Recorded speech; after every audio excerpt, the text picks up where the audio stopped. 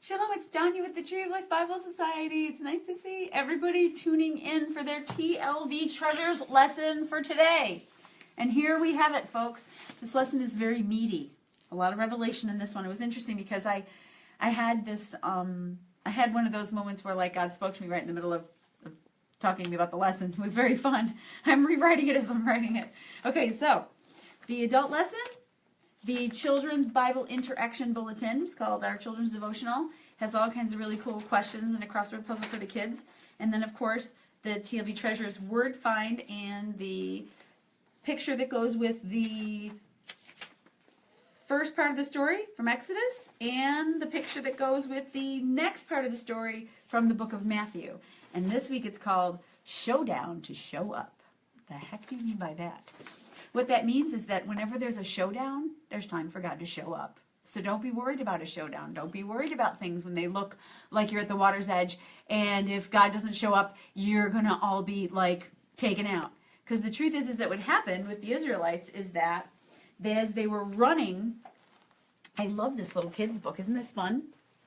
But in this, it shows like the story. There's so much in the story this week. It's so hard to do one picture. But it shows them as they're moving and they're running away from Egypt. They're leaving the next day and they're going through the water. It gets piled up in a heap.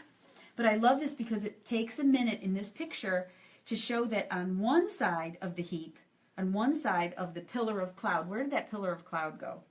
There was a pillar of cloud. See the pillar of cloud by day? Now, for the record, look what we did. Woohoo! Pillar of cloud. So this is Moses. The waters are about to part. They're dancing with the tambourines behind him. And there's some guy who's coming out of Egypt with them looking back and saying, hey, what's up with that pillar?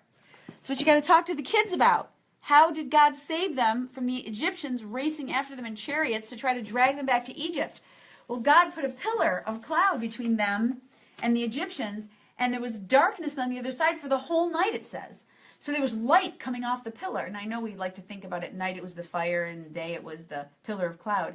But during the Exodus, the pillar of cloud, right here, the pillar of cloud led them. And then the pillar of cloud went behind the people, like it says right here. See, he's behind them. The pillar of cloud's behind them because he's standing between Moses and the water's edge with the people and the Egyptians coming after them. Very exciting. So here is the picture in our Messianic Jewish Family Bible, our Tree of Life Bible. And this is in the small, the handheld one, and the big one. There's our picture of Moses leading them through the promise, to the promised land. Don't you love this picture that Michael Washer did? Look at the faces of the children. I just love it. I just love it. And look at the waters piled up like a heap. Pretty cool, right? Now, if you look at some other options, now I know that there's lots and lots of pictures all over the internet about Moses in the water. Just make sure that whatever ones you show the children are actually accurate, because there's just as much really bad biblical art out there as there is good biblical art. So in this one here, which I love, this is in my, Life Special Edition double issue, the Bible, and there Moses is with the tablets. We know that picture. But here's the one that shows, look, the horse and the riders are in the sea. The people are on the other side. Moses is still holding up his arms. I'm going to see if I can find this one thing while I'm on my little trek here to show you. But I found the greatest picture of Moses. Let me see if I can grab it real quick. While I'm looking at it, let's go to the next thing. In other children's books, they show you, tell me what's interesting about this. Look at this. They're on their way, right? The Israelites safely passed through, and here's the horses and chariots. And now you see this picture from the other side, where behind the horses and chariots. So this is it. Look at, there's little Israelite people, right? But if you look the day before, remember when they put the blood on the doorposts? Have you ever thought about what the blood on the doorposts look like? Because every time I've ever seen it, and the way that we do it in our Bible, it's just a swath across the door.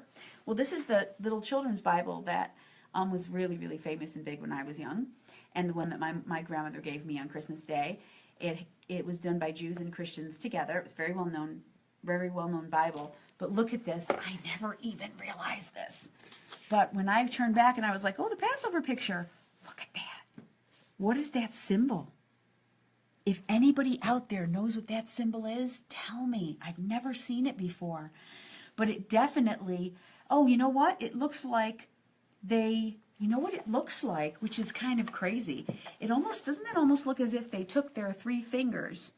It's 3 and 3. It's just such an unusual symbol, and they made a point of it being the same in both places. So it looks almost like there was 3 fingers and then 3 fingers, 3 fingers and 3 fingers, but we all know that it came with hyssop, like it was done with hyssop. So I wonder if that has some symbol in Christianity back in the 50s that I'm not aware of. But anyway, interesting.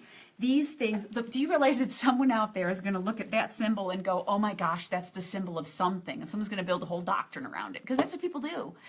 People look at one person's interpretation and make a whole doctrine out of it. But let's not do that today. Let's get back to what the Bible says. So, the Bible says this week that they came out of Egypt.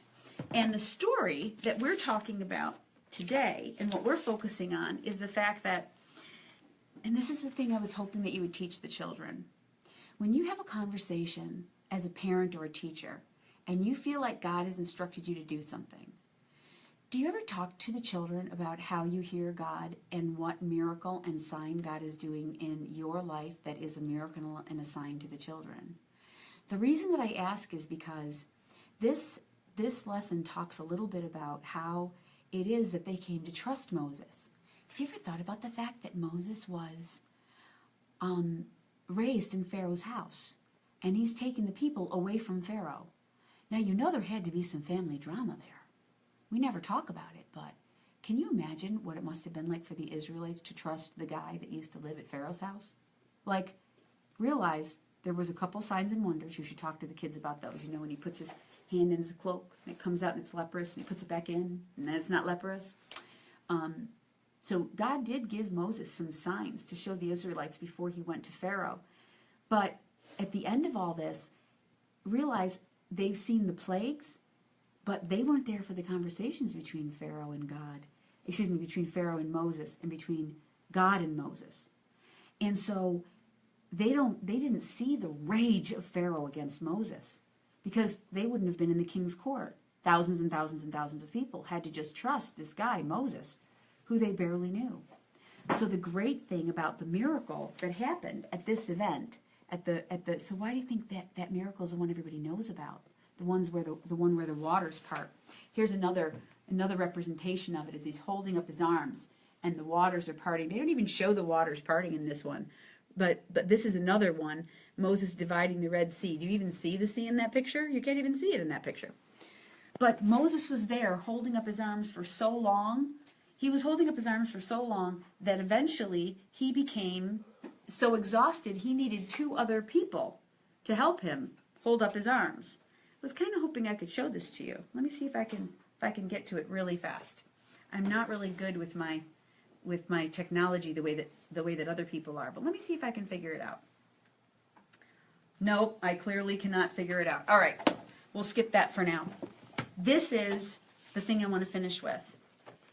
When you're talking to the children about signs and wonders and who to believe, Moses was the one doing the miracles, but the person, the one who was allowing him to do the miracles was God. Moses didn't take credit for the miracles. He didn't say, follow me. What he said was, the God of Israel, Adonai, wants you to let his people go so they can worship him. When you see signs and wonders, it's really important who gets the credit for them, which is what brings us then to our story in Matthew, where he is calling his disciples and how they chose to believe him. So when you think about the walls of water going up, what Moses had promised, had been promised by God was happening. So the words of Moses that were being rumored among the people, it was that miracle that made them believe that God had sent Moses. Same thing with Yeshua. If you're not there for the miracles, it's hard to believe in the one that God sent. So if you're going to be doing signs and wonders and miracles in the lives of believers around you, like we're all called to do, it's really important that you always give the credit to God. So in closing, when you're talking with the children about the water miracle, this is what I want you to do. When you're talking about the water miracle, Moses didn't part the sea. My kids are going to have a fit because they're going to have to clean this up.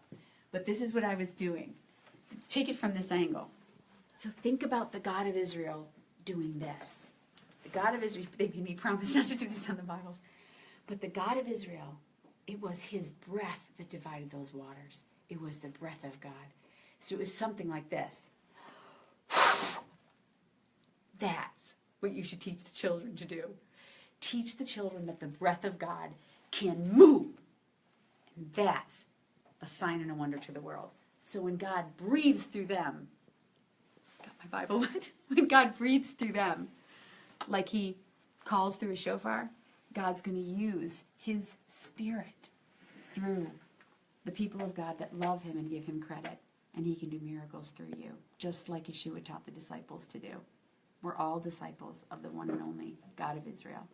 And we believe in him because of the resurrection power of Messiah Yeshua. Have a really great day. And try not to, splatter water everywhere, but let the kids have some fun.